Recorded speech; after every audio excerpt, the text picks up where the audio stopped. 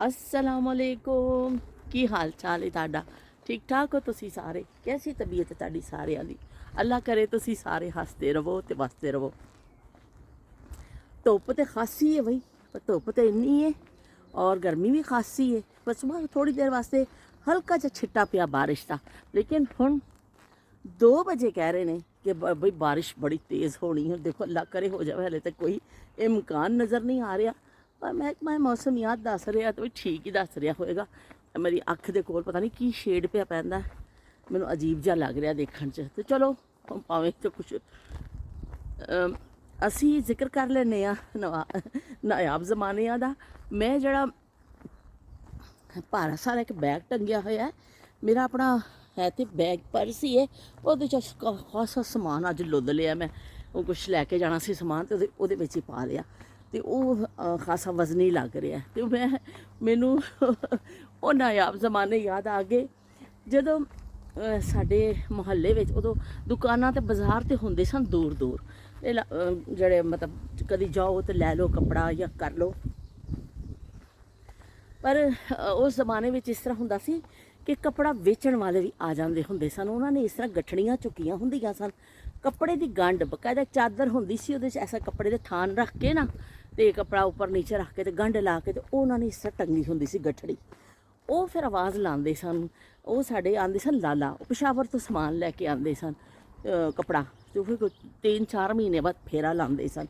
जमाना इन्ना चंगा सी कि वो आते सन तो सारिया औरतों ने कट्ठियां होकर बैठ आ जाना फटाफट। साढ़े घर के इस दरवाजे के नाल ही एक छज्जा जिहा बनया होया सी, उत्थे जरा साया हुंदा सी, ते उत्थे फिर सारिया औरतों ने आ जाना। जिवें लाले की आवाज़ सुनी, खपड़े वाला खपड़े वाला खपड़े वाला, ते लो बई खपड़े वाले की आवाज़ सुनी, तो जिथे जड़ी हुंदी सी कम छड्ड के दौड़ पैंदी सी कि खसमां नूं खाण काम, असीं फटाफट कपड़े देख लईए। तो वो फिर लाला आके बैठ जाते सन। फिर सारिया ने अपने थोड़े थोड़े पैसे भी जोड़े होंदे सन औरतों ने, कि इस तरह नहीं होंदा सी कि जाओ तो तुसी ब्रांड तो जाके कपड़े ले आओ। एक सूट लैण वास्ते या कमीज़ लैण वास्ते भी औरतों बड़े चवानी जोड़नी पैंदी सी, फिर जाके नसीब होंदा सी। साडी अम्मी ने भी बड़ी बचत करनी बई, अलग कर करके रखने कि लाले ने आना वे तो लाले वास्ते पैसे जमा करके रखने ने, कपड़े जड़े ले ने वो फिर उधार भी दे देंदे होंदे सन। थोड़ा पैसे दे देने, 10 रुपए का तुसी चीज़ लईए, लाला 5 रुपए लै लै तो 5 उधार कर लै, तो फिर अगली दफ़ा तू लै ली लाला। ऐसा ज़माना सी देखो कि उन्हें भी कपड़ा दे देना, कहना कोई बात नहीं बहन, कोई बात नहीं, आप लोग ले लो। उन्हें दे के तो चले जाना। तो वो फिर सारिया औरतों ने इस तरह, किसी ने 2 रुपए का उधार, किसी का 5 का उधार, किसी का 10 का उधार। फिर लाले ने अपनी डायरी होंदी सी जेब में, लाले ने डायरी कढ़ लेनी, तो लाले ने सारिया के नाँ के अगे फिर जो कुछ लिखिया होंदा सी ना, वो फिर रकम अदा हो जाती सी, तो नाल ही लाला जी ने फिर वो कट देना, तो कहना चलो भी अगला हुण खाता खोलो। तो औरतां फिर इस लालच में कि चलो सानू इस तरह मिल रहा है, कपड़ा भी मिल रहा, चलो असीं सी के पा लांगे, थोड़े थोड़े पैसे करके जमा करके असीं लाले नूं दे देवांगे। तो लाले का भी इस तरह काम चलता सी। लेकिन मेरा कहने का मकसद है कि भरोसा कितना सी कि चलो जेडे लैण वाले तो उधार लैण वाले तो उधारी वाले हमेशा ही मिल जाते हैं, देण वाला भी कितना भरोसे वाला सी कि 2-3 महीने बाद उन्होंने चक्कर लगता सी, महीने डेढ़ तो पहले तो कभी भी नहीं लगता सी। तो फिर लेकिन वो उधार दे के जाते सन और उन्होंने फिर उन्होंने पैसे 2 महीने बाद भी आते सन, मिलते सन। कोई मुनकर नहीं होंदा सी उस चीज़ तो कि भी असीं नहीं देने या की। तो इस तरह साढ़े भी फिर असी जो सोहने सोहने लगने प्रिंट या करने साड़ा दिल करना, पर उस वे साढ़े कोल चॉइस नहीं होंदी सी। साड़ी अम्मी जो चीज़ लैंदे सन वो ही फिर सानू मिलती होंदी सी।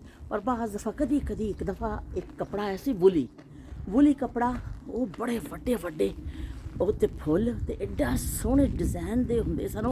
तो मैनू इन्ना चंगा लग्या, मैं कहा अम्मी बस मैं यही लैना है, वूली ए वाली मैनू शर्ट लै दवो। अम्मी ने फिर वो शर्ट मैनू लैके दित्ती, वो तो वड्डे वड्डे पीले फुल सन, हरे कलर की कमीज़ सी, तो वड्डे वड्डे पीले फुल, तो बड़ा ही सोहना लगता सी। अज देखो तो आ जाएगा कोई मझ जिमें ना खेतों में खड़ी होंदी पीला रंग, पर उस जमाने में बस वो कलर इन्ने सानू चंगे लगते सन। अम्मी ने लैके दित्ती तो सीती तो पाई। तो इस तरह कपड़े जड़े ने बाज़ारों तो जाके भी लोग खरीदते सन, लेकिन घरों में भी जड़ा ना लिया के इस तरह पिंडों या छोटे शहरों में मुजाफाती इलाकों फिर लोग अपना बेच के ਤੇ ਆਪਣਾ ਬਣਾ ਲੈਂਦੇ ਸਨ, ਰੋਜ਼ਗਾਰ ਚਲਾ ਲੈਂਦੇ ਸਨ। ਤੇ ਲੋਕਾਂ ਨੂੰ ਵੀ ਸਹੂਲਤ ਹੋ ਜਾਂਦੀ ਸੀ ਕਿ ਚਲੋ ਬਈ, ਲੋਕਾਂ ਨੂੰ ਵੀ ਸਹੂਲਤ ਹੋ ਜਾਂਦੀ ਸੀ ਕਿ ਚਲੋ ਬਈ ਇਹ ਕੀ ਕਹਿੰਦੇ ਨੇ, ਸਾਨੂੰ ਮਿਲ ਗਈ ਇਹ ਚੀਜ਼। ਤੇ ਇਸ ਤਰ੍ਹਾਂ ਗੱਡੀਆਂ ਵਾਲੇ ਇੱਧਰੋਂ ਉੱਧਰੋਂ ਆ ਰਹੇ ਨੇ, ਜ਼ਰਾ ਸੜਕ ਧਿਆਨ ਨਹੀਂ ਕ੍ਰਾਸ ਕਰਨੀ ਪੈਂਦੀ। ਹੁਣ ਮੈਂ ਆ ਗਈ ਆਪਣੀ ਫੇਵਰੇਟ ਜਗ੍ਹਾ 'ਤੇ, ਤੇ ਤੁਸੀਂ ਸਮਝ ਗਏ ਹੋਗੇ ਫੇਵਰੇਟ ਜਗ੍ਹਾ ਕਿਹੜੀ ਹੈ। ਫੇਵਰੇਟ ਜਗ੍ਹਾ ਹੈ ਹੀ ਹੈ ਫੁੱਲ ਜੀ। ਇਹ ਦੇਖੋ ਅੱਲਾ ਕਿੰਨਾ ਪਿਆਰਾ ਫੁੱਲ। ਸ਼ਾਜ਼ੀਆ ਦੇਖ ਲਿਆ ਵੀ, ਇਹ ਤੇਰੇ ਲਈ ਮੈਂ ਖਾਸ ਕਲਿੱਪ ਬਣਾ ਰਹੀ ਹਾਂ। ਵੱਡੇ ਵੱਡੇ ਗੁਲਾਬ, ਇਹ ਦੇਖੋ ਅੱਲਾ ਕਿੰਨੇ ਪਿਆਰੇ ਗੁਲਾਬ ਨੇ। ਇਹਦਾ ਵੀ ਇੱਕ ਵਾਰ ਤਸਵੀਰ ਆਪਣੀ ਖਿੱਚ ਲਵਾਂ ਯਾਦਗਾਰ। ਇਹ ਦੇਖੋ ਜੀ, ਮੈਨੂੰ ਤਾਂ ਇਸ ਦਾ ਬਾਅਦ ਦਫਾ ਲੱਗਦਾ ਕਿ ਜਿਵੇਂ ਮਸਨੂਈ ਫੁੱਲ ਇਹਨਾਂ ਨੇ ਲਾਏ ਹੋਏ ਨੇ, ਇਹ ਅਸਲੀ ਫੁੱਲ ਨਹੀਂ। ਬਹੁਤ ਹੀ ਖੂਬਸੂਰਤ, ਬਹੁਤ ਜ਼ਿਆਦਾ ਮਿਹਨਤ ਕਰਦੇ ਨੇ ਪਲਾਂਟਸ ਦੇ ਉੱਪਰ, ਬੜੀ ਮਿਹਨਤ ਕਰਨੀ ਪੈਂਦੀ ਹੈ। ਕੋਈ ਸਪੈਸ਼ਲ ਫੂਡ ਇਹਨੂੰ ਦਿੱਤਾ ਜਾਂਦਾ ਵੇ। ਤੇ ਬਹਾਰਾਂ ਆਈਆਂ ਪਈਆਂ ਨੇ, ਫੁੱਲਾਂ ਦੀਆਂ ਬਹਾਰਾਂ, ਫੁੱਲਾਂ ਦੀਆਂ ਬਹਾਰਾਂ। ਇਹ ਥੋੜ੍ਹੇ ਹੁਣ ਉਸ ਦਿਨ ਮੈਂ ਦੇਖੇ ਸਨ, ਥੋੜ੍ਹੇ ਜਿਹੇ ਪੁਰਾਣੇ ਹੋ ਗਏ ਨੇ, ਉਸ ਸਾਈਡ 'ਤੇ ਨਵੇਂ ਖਿਲੇ ਨੇ। ਪਰ ਐਵੇਂ ਕਿ ਕਲੀਆਂ ਨਾਲ ਨਾਲ ਨਵੀਆਂ ਵੀ ਆ ਰਹੀਆਂ ਨੇ, ਤੇ ਇਸ ਤਰ੍ਹਾਂ ਨਵੇਂ ਵੀ ਖਿਲਦੇ ਜਾਣੇ ਨੇ।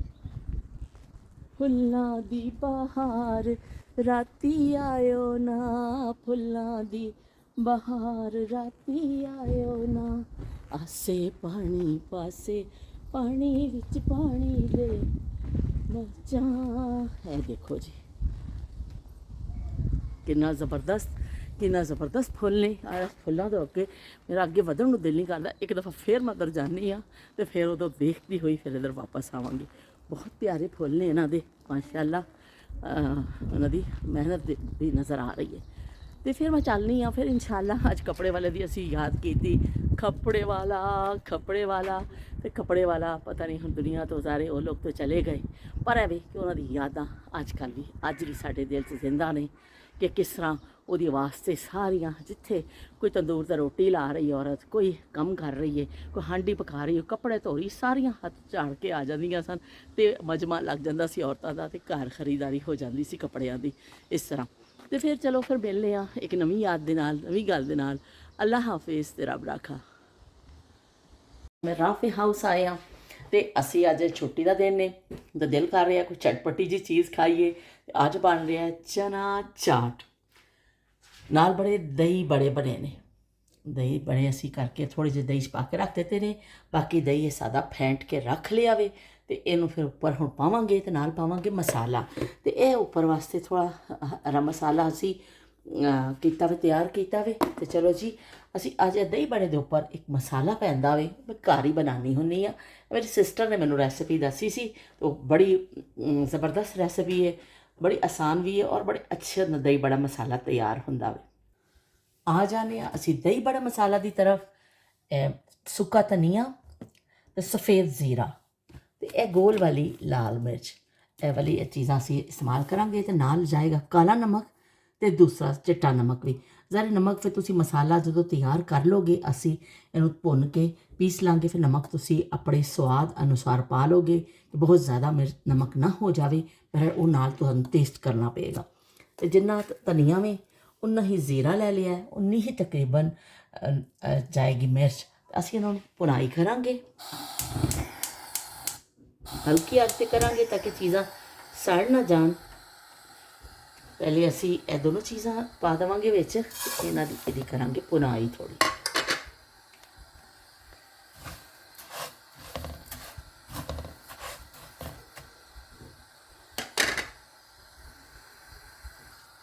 ਬੜੀ ਤਸੱਲੀ ਦੇ ਨਾਲ ਭੁੰਨਾਂਗੇ ਅਸੀਂ ਇਹਨੂੰ, ਬਿਲਕੁਲ ਹਲਕੀ ਅੱਗ ਕਰਕੇ।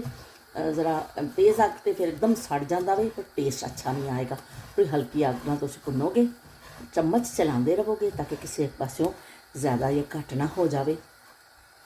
ਦਹੀਂ ਬੜਾ ਮਸਾਲਾ ਤਾਂ ਬਾਜ਼ਾਰ ਤੋਂ ਵੀ ਬਹੁਤ ਕਿਸਮ ਦਾ ਮਿਲਦਾ ਹੈ, ਬਹੁਤ ਰੈਡੀਮੇਡ ਅੱਜ ਕੱਲ੍ਹ ਦੀ ਚੀਜ਼ਾਂ ਆ ਗਈਆਂ ਨੇ ਕਿ ਤੁਸੀਂ ਜਾਓ ਪੈਕਟ ਚੁੱਕੋ ਅਤੇ ਬਈ ਮਸਲਾ ਹੀ ਹੱਲ।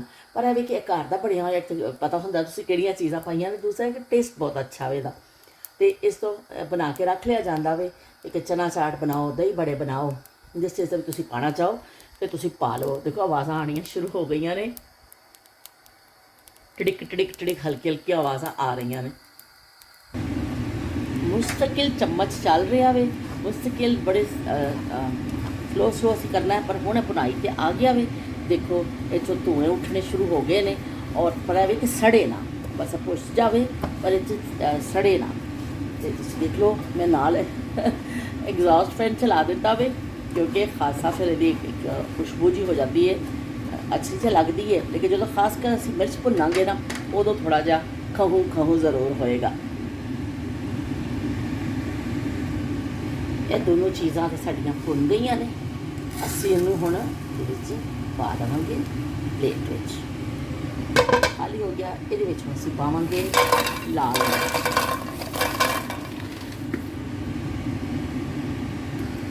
ਅਸੀਂ ਮਿਰਚ ਦੇ ਵਿੱਚ ਪਾ ਦਿੱਤੀ ਹੈ। ਮਿਰਚ ਤੇ ਬਿਲਕੁਲ ਖਾਸ ਇਹਤਿਆਤ ਹੈ, ਤੇ ਬਿਲਕੁਲ ਹਲਕੀ ਅੱਗ 'ਤੇ ਅਸੀਂ ਇਹਨੂੰ ਕਰਾਂਗੇ, ਕਿਉਂਕਿ ਵਰਨਾ ਤੇ ਬਹੁਤ ਜ਼ਿਆਦਾ ਇੱਕ ਤਾਂ ਅੱਖਾਂ ਹੋ ਜਾਂਦੀ ਹੈ, ਸਾਹ ਵਿੱਚ ਵੀ ਜਾਂਦੀ ਹੈ ਜਲਣਾ, ਔਰ ਦੂਸਰਾ ਵੀ ਕਿ ਫਿਰ ਸਹੀ ਹੈ ਰੋਸਟ ਨਹੀਂ ਹੋਣਗੀਆਂ। ਬਿਲਕੁਲ ਤਸੱਲੀ ਦੇ ਨਾਲ ਬਣਾਉਣਾ। ਜੇ ਤੁਸੀਂ ਚੰਗੇ ਚੰਗੇ ਖਾਣੇ ਨੇ ਨਾ, ਦਹੀਂ ਬੜੇ, ਇਹਨੂੰ ਛੇਤੀ ਨਹੀਂ ਕਰਨੀ। ਉਹ ਕਹਿੰਦੇ ਛੇਤੀ ਦਾ ਕੰਮ ਸ਼ੈਤਾਨ ਦਾ, ਜਲਦੀ ਦਾ ਕੰਮ ਸ਼ੈਤਾਨ ਦਾ। ਜਲਦੀ ਸ਼ੈਤਾਨ ਬਣਨ ਦੀ ਵੀ ਕੋਈ ਲੋੜ ਨਹੀਂ ਹੈ, ਆਰਾਮ ਆਰਾਮ ਨਾਲ ਬਣਾਈਓ ਤੇ ਫਿਰ ਬੜਾ ਚੰਗਾ ਬਣੇਗਾ।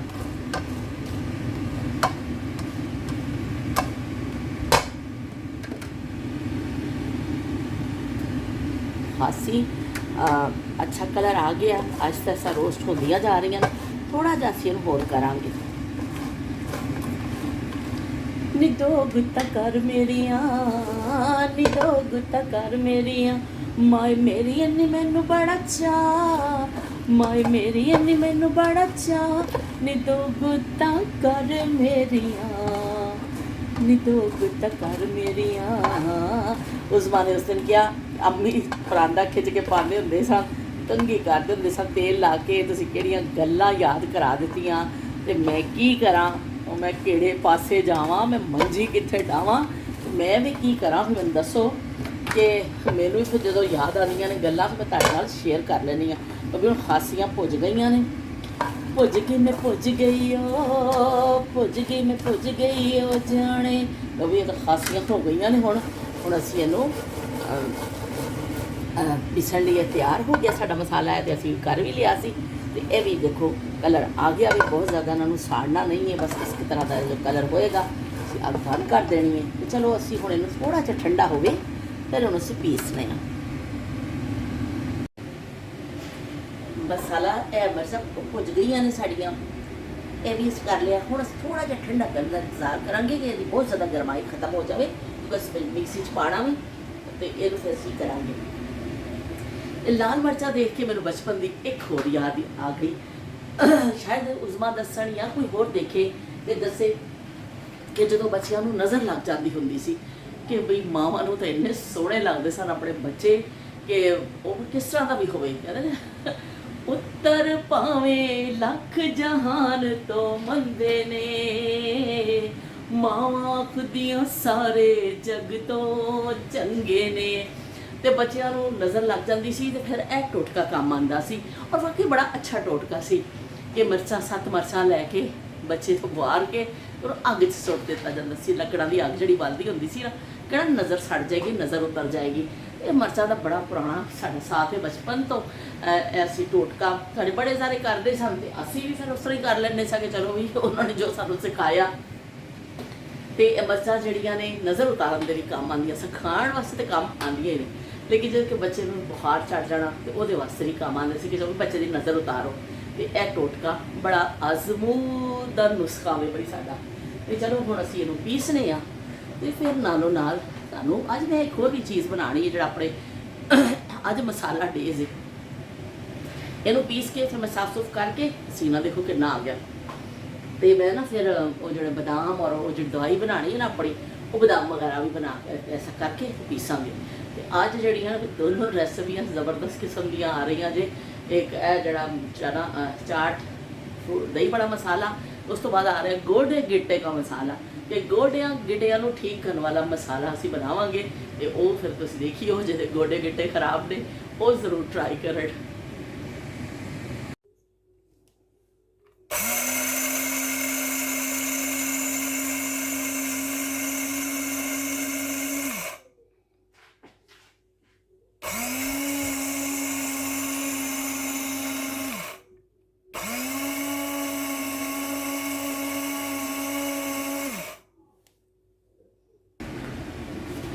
ਸਾਰੀਆਂ ਚੀਜ਼ਾਂ ਪੀਸ ਲਈਆਂ ਨੇ ਔਰ ਇਹਦੇ ਵਿੱਚ ਪਾ ਲਿਆ ਨਮਕ। ਮੈਂ ਪਾਇਆ ਸੀ, ਥੋੜਾ ਮਿਕਸ ਕੀਤਾ, ਲੇਕਿਨ ਥੋੜਾ ਜਿਹਾ ਨਮਕ ਮੈਨੂੰ ਘੱਟ ਲੱਗ ਰਿਹਾ ਸੀ, ਥੋੜਾ ਜਿਹਾ ਮੈਂ ਹੋਰ ਪਾ ਦਾਂਗੀ ਔਰ ਅੱਛਾ ਬਸ ਇਹਨੂੰ ਮਿਕਸ ਕਰਕੇ ਫਿਰ ਅਸੀਂ ਬੋਤਲ 'ਚ ਭਰ ਕੇ ਰੱਖ ਦੇਵਾਂਗੇ।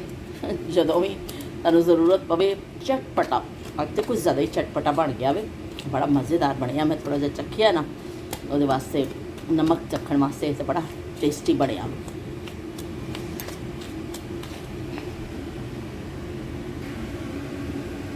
ਮਸਾਲਾ ਅਸੀਂ ਇਹਦੀ ਸ਼ੀਸ਼ੀ ਵਿੱਚ ਪਾ ਲਿਆ ਵੇ, ਹਲੇ ਹੋਰ ਵੀ ਬਚ ਗਿਆ। ਅਸੀਂ ਇੱਕ ਬੜੀ ਸ਼ੀਸ਼ੀ 'ਚ ਪਾ ਲਾਂਗੇ, ਆਮ ਇਸਤੇਮਾਲ ਦਾ ਅਸੀਂ ਛੋਟੇ 'ਚ ਪਾ ਲਾਂਗੇ। ਬਾਕੀ ਜਿਹੜਾ ਬਚਿਆ ਵੇ ਅਸੀਂ ਬੜੀ ਉਹਦੇ ਵਿੱਚ ਪਾ ਕੇ ਰੱਖ ਲਵਾਂਗੇ।